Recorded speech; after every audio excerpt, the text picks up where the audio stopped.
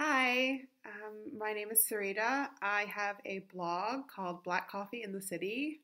I'm currently living in Berlin. If you haven't seen my previous videos, I moved here from the United States about a year and a half ago, a little bit longer. So I've been recording videos and writing blogs on my website, blackcoffeeinthecity.wordpress.com, about my experiences living abroad, traveling abroad, and being a Black woman. So I want to thank the people who have subscribed to my channel. You actually are motivating me to post new videos. I apologize for being neglectful. I aim to post a video at least once a month, but unfortunately I'm not very good at that, so I'm going to start posting more. If you subscribe, you may be interested in what I have to say in my videos. I always like to say I'm not an expert. I can only speak on my own personal experience, so if you have contradicting views or different experiences, feel free to comment or write to me. I would love to integrate that into my worldview and hopefully future content. So today, my video is going to be about being Black in bars in Berlin. I love alliteration, so we'll go with the B's for today.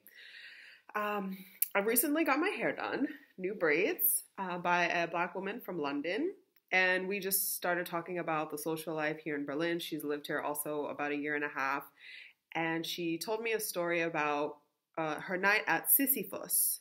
So Sisyphus is this really notorious nightclub in Berlin. It's very hippie, a lot of outdoor space. It's a nice place for people to go during warm weather days if they want to party all weekend or party on Saturday nights. So she told me that she went with a group of people. And there was a couple, a white couple, who were trying to get past her at some space in the bar. And they got really aggressive. I guess she wasn't moving out of the way quick enough or to their liking. And eventually they got into an altercation and they called her the N-word. I won't use it here, but I guess you can gather what that means. And she got really aggressive with them because they were pushing her and calling her derogatory names. She ended up grabbing the man and pushing him away from her. And then he went to security and said, "This Black woman is attacking us," and security kicked her out. So that's her experience. I wasn't there, so I can't verify all of the details. You know, sometimes when we're in the heat of the moment, we may see things differently. And this was actually yesterday. She told me the story. Fast forward to 7 p.m. that evening. I go out with a group of friends. Generally, I'm the only Black person in the group. I would love to have a closer group of Black female friends. When I lived in the US, all of my friends were Black. Not for any particular reason, but we just really connected and shared a lot of the same views and interests. But here, I have friends from Ireland, I have some friends from the US, I have some German friends, or also from Mexico. So it's a pretty diverse group of friends that I have here. But generally, I'm the only Black person in the group. So we went to a restaurant for Cinco de Mayo. So I guess you can gather that today is now May 6th. And we ordered food. You know, it was a bit of a stressful process getting a table, but there was 9 or 10 of us, so that's to be expected. And we left and we wanted to go continue the night at another bar across the street. Now this bar is called Cafe Lucia. Sometimes it's just Lucia on social media or on Google Maps. It's Luzia, just in case you want to look it up. And I've been to this bar numerous times. The interior is really nice. It's got exposed brick. It's got a nice contrast of new and old. You know, the walls may look a little old, but the furniture is pretty new. The bar is really nice. The only problem at this bar is the staff. So the staff is notoriously rude. You can look up their reviews online. You'll get some people who say, "Oh, super cool bar, love the vibe. I feel like they are maybe paying these people." And it's not that I've never had a good experience, obviously, because I wouldn't keep going back, but the staff behind the bar is extremely rude to guests, paying guests, not guests coming in, giving them problems, giving them issues, just people who want to order drinks. I've seen it firsthand, I've experienced it firsthand, but last night they took their rudeness to a new level. So again, it was still a large group of us, about 10 people.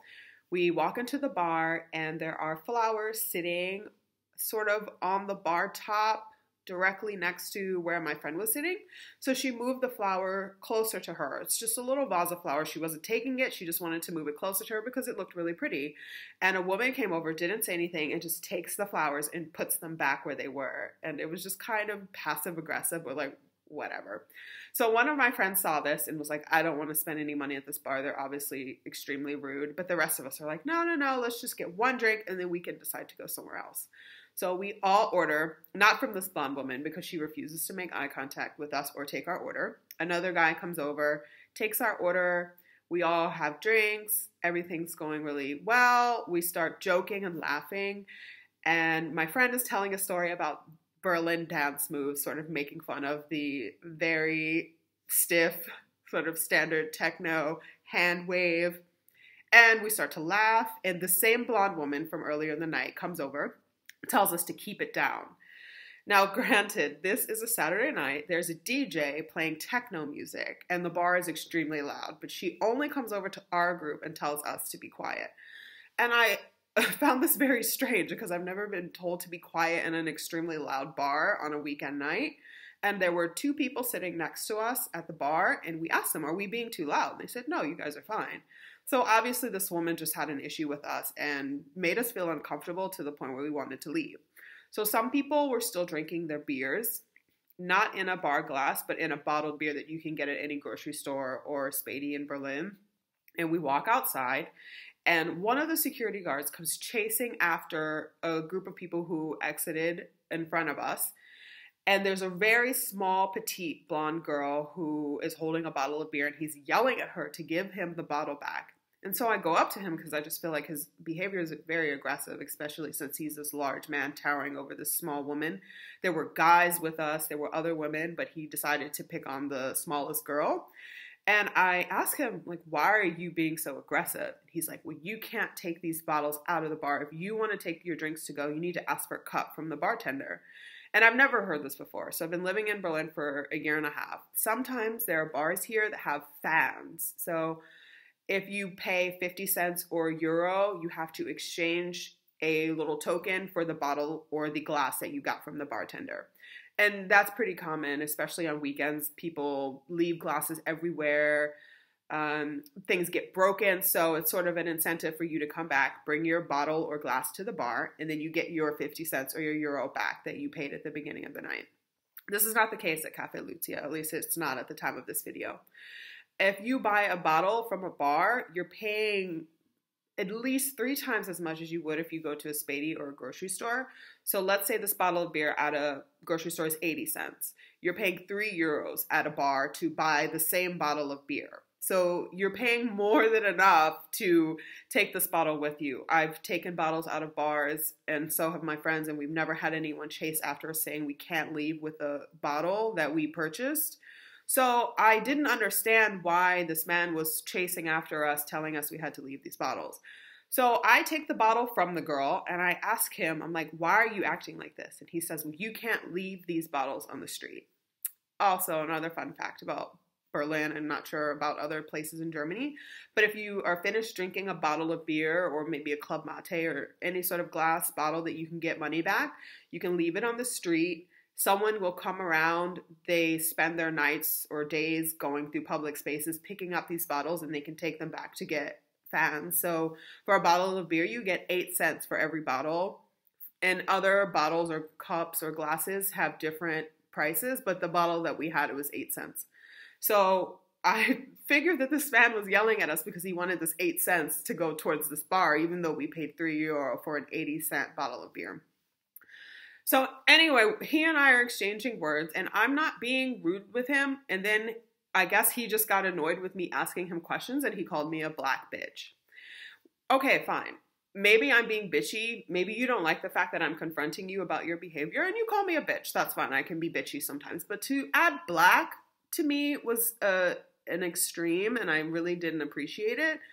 And I don't think anyone else really heard it because he was looking directly into my eyes. And he said it sort of at a normal pace because previously he was screaming, and he looked at me and he said, "You black bitch." So then my friends are like, throw the bottle.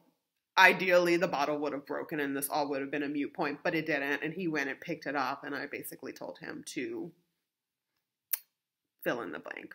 I'll try not to curse on this in these videos because I don't want that to be on my YouTube channel, but you can gather what I said to this man. So at first I'm like, okay, whatever, you get into this screaming match with the security guard. But I think the problem with me was that he had to bring my race into a insult, and it sort of ruined the rest of my night. My friends and I went to another bar, and I just felt really gross inside.